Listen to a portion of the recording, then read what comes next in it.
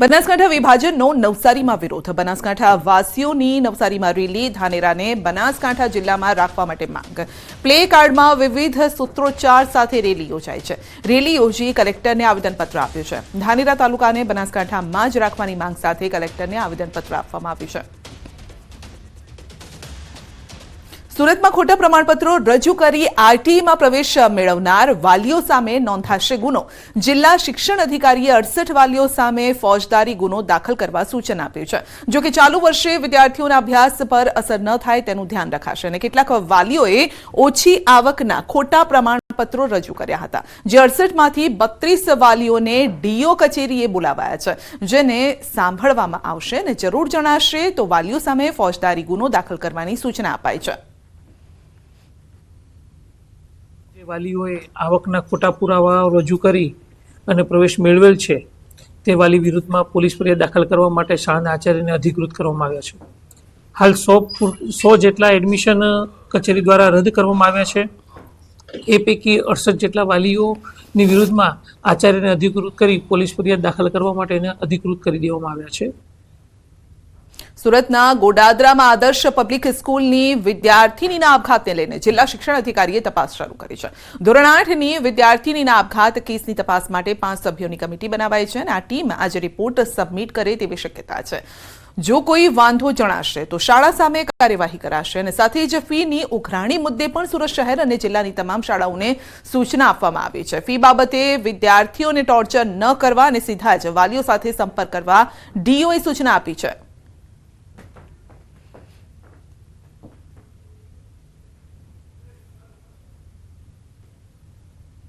જિલ્લા શિક્ષણ અધિકારી કચેરીના વર્ગ 2 અને વર્ગ 3ના અધિકારીઓની તપાસ ટીમ બનાવવામાં આવી છે. એમણે સંચાલકના, આચાર્યના, શિક્ષકોના અને વિદ્યાર્થીની સાથે ભણતા અન્ય વિદ્યાર્થીઓના નિવેદનો લીધા છે. એ નિવેદનો અને આ ઉપરાંત સીસીટીવી ફૂટેજના આધાર પર પોતાનો રિપોર્ટ જમા કરાવશે અને રિપોર્ટના આધાર પર સાચી હકીકત શું છે આવશે. પછી શાળા સંચાલક મંડળ એમાં જવાબદાર હશે તો શાળા સંચાલક મંડળની વિરુદ્ધમાં પણ કાર્યવાહી કરવામાં આવશે. મોરબીની પંચવટી સોસાયટીમાં પાણીની પારાયણ છે. મનપાને રજૂઆત કરી થાકેલા સ્થાનિકોએ અન્નજળનો ત્યાગ કરી પાણીના ખાલી ટાંકામાં પથારી કરી અનોખી રીતે વિરોધ નોંધાવ્યો છે. સ્થાનિકોએ કહ્યું છે કે છેલ્લા 10 દિવસથી પાણી નથી અપાયું અને પાણીની આ સમસ્યા સોસાયટીમાં વર્ષોથી છે. રોષે ભરાયેલા રહીશોએ કહ્યું છે કે અમારી સમસ્યાનું નિરાકરણ નહીં, મનપા કચેરીએ સહપરિવાર જઈને ધામા નાખીશું, ત્યાં વસવાટ કરીશું અને ત્યારે ખાલી ટાંકીનો આ વિરોધ લોકોમાં ચર્ચાનો વિષય બન્યો છે.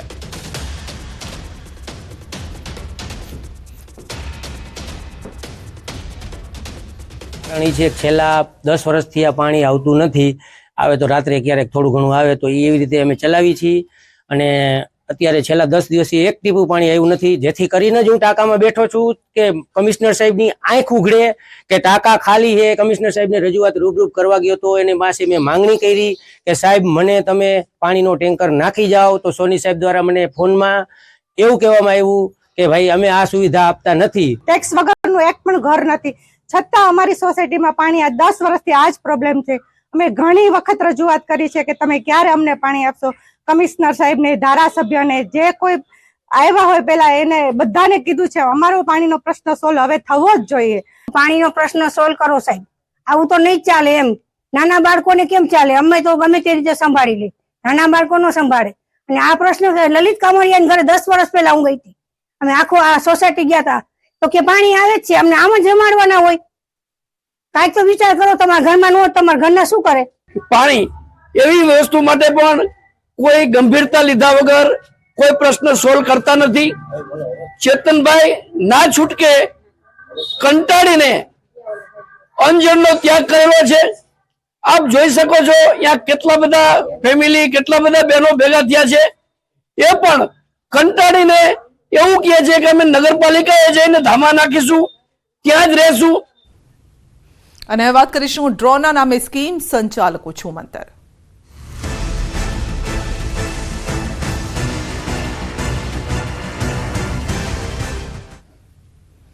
આખરે વિવાદો વચ્ચે યોજાયો ડ્રો. મચી ગઈ નાસભાગ. પોલીસ એલર્ટ થતા આયોજકો બદલી રહ્યા છે સ્થળ. લકી ડ્રોના નામે સ્કીમ થઈ રહી છે. પોલીસની ચાંપતી નજર છે તેના પર અને બનાસકાંઠાના થરાદના રાહ ગામે યોજાવાનો હતો ડ્રો. બનાસકાંઠા પોલીસ એલર્ટ રહેતા આયોજકોએ લોકેશન બદલ્યું છે. સ્થળ બદલી રાજસ્થાનના વિરોલ ગામમાં યોજાયો ડ્રો. મોટી ભીડ વચ્ચે ડ્રો શરૂ થતા પોલીસની એન્ટ્રી થઈ ગઈ. ચાલુ ડ્રોમાં રાજસ્થાન પોલીસ પહોંચતા નાસભાગ મચી ગઈ. ચાલુ ડ્રોમાં સંચાલકો ડ્રોની કૂપનો લઈને ભાગી છૂટ્યા. ગેરકાયદેસર ડ્રો, પોલીસની એન્ટ્રી અને સંચાલકો છૂમંતર. ચાલુ ડ્રોમાં સંચાલકો ભાગ્યા, રોકાણકારો હવે સલવાઈ ગયા છે. તો બનાસધરા મિત્ર મંડળના નામે યોજાવાનો હતો ડ્રો અને કૂપન ખરીદનારાઓ વચ્ચે પોલીસને કરવી પડી છે જાહેરાત. આયોજકો ભાગી ગયા છે, ફરિયાદ નોંધાવો તેવું પોલીસનું કહેવું છે. જો કે ટિકિટ ખરીદનારાઓનો સવાલ હતો કે ડ્રો યોજાશે કે નહીં, પરંતુ પોલીસે સ્પષ્ટતા કરી કે આયોજકો જ નથી, તે ભાગી ગયા છે અને જ્યાં ટિકિટ ખરીદાય તે વિસ્તારમાં ફરિયાદ નોંધવા પોલીસે અપીલ કરી છે. અગાઉ થરાદના રાહ ગામે આ ડ્રો યોજાવાનો હતો, પરંતુ બનાસકાંઠા પોલીસની ભીંસ વધતા પાડોશી રાજ્ય રાજસ્થાનના સરહદ પરના સાચો તાલુકાના વિરોલ ગામમાં આ ડ્રો યોજાવાનું પ્લાનિંગ કરાયું. આ ડ્રોમાં 5121 ઇનામો આપવાની જાહેરાત કરી લોકોને 399 રૂપિયામાં કૂપન એટલે કે ટિકિટનું વેચાણ થયું હતું. જોકે હાલ બનાસકાંઠા પોલીસ આવા ડ્રોના નામે ચાલતી સ્કીમોના ફ્રોડ સામે એલર્ટ થઈ છે અને તેથી હવે આયોજકો ભૂગર્ભમાં રહીને આ રીતે ડ્રો યોજી રહ્યા છે. आवाज मत करो. आपके साथ जिसने फ्रॉड किया है आप उनके नामजद एफआईआर कर देना. पुलिस अपने आप उनको ढूंढ के ले आएगी. आप ऐसे आवाज मत करो. जो भी है आयोजक है उनके नाम आप लिख के पुलिस थाने में रिपोर्ट दे दो. एफआईआर आप यहाँ पुलिस थाने साचौर दे दो. आप जहाँ चाहो, जहाँ आपके साथ फ्रॉड हुआ है वहाँ दे दो. होगा कि नहीं होगा अभी वो सर जी अरे आपका जितना भी फ्रॉड हुआ है आप नामजद एफआईआर उनके नाम से दे दो.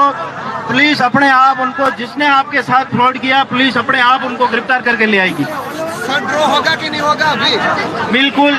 ड्रॉ होगा कि ड्रॉ तो आयोजक यहाँ नहीं है. ड्रॉ कौन करेगा? ड्रॉ रोकने के लिए तो आपने દુષ્કૃત્યની કોશિશ કરનાર દાનવ દબોચાયો છે. 1.5 વર્ષની બાળકીને મનોવિકૃત ખેંચી ગયો હતો. સુરતમાં લીંબાયત વિસ્તારની આ ઘટના છે. બાળકને પણ લઈ જવાની કોશિશ કરી હતી અને ગાર્ડનમાં રમતી બાળકીને લઈ જવાનો પ્રયાસ કર્યો હતો. બાળકીની માતા સમયસર આવી જતા બાળકી બચી. યુવકને ટોળાએ બરાબરનો મેથી પાક આપ્યો.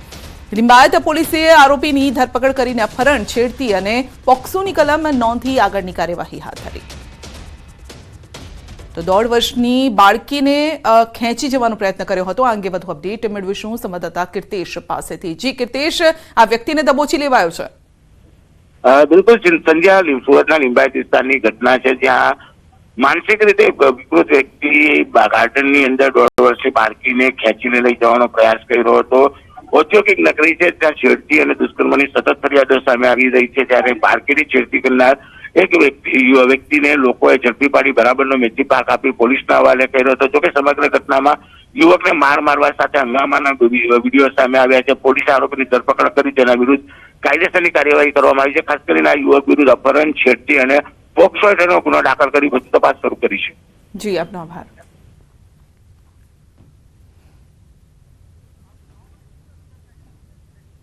सीधा ही अपने ले जईशू हवामान प्रेस कॉन्फ्रेंस में. मौसम जो स्काई क्लियर रहेगा और लघुत्तम तापमान 14 डिग्री सेंटीग्रेड के आसपास रहेगा. और सबसे ठंडा कौन सा है? हाँ, नलिया में है, वो है 9 डिग्री सेंटीग्रेड. 24 घंटे के बाद फिर टेम्परेचर जो लघुत्तम तापमान है लो लार्ज चेंज कैटेगरी में जाएगा. कोई सिस्टम तो अभी नहीं है. हमारे रीजन में कोई सिस्टम नहीं है. जो पवन का दिशा है उत्तर से उत्तर पूर्व है. राजस्थान के ऊपर एक साइक्लोनिक सर्कुलेशन है, लेकिन हमारे इसलिए विंड का डायरेक्शन ऐसा हो रहा है, उत्तर से उत्तर पूर्व हो रहा है. सर, अभी 2 सीजन फील हो रही है, सुबह में ठंडी और दोपहर में गर्मी, क्या कारण है?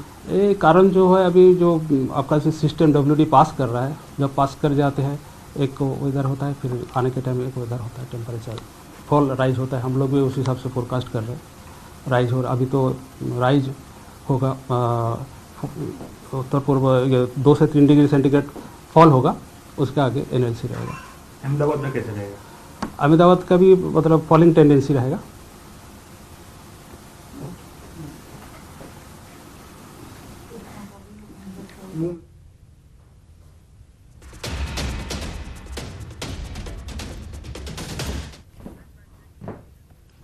બુલેટિનમાં આગળ વધીશું નાનકડા બ્રેક બાદ.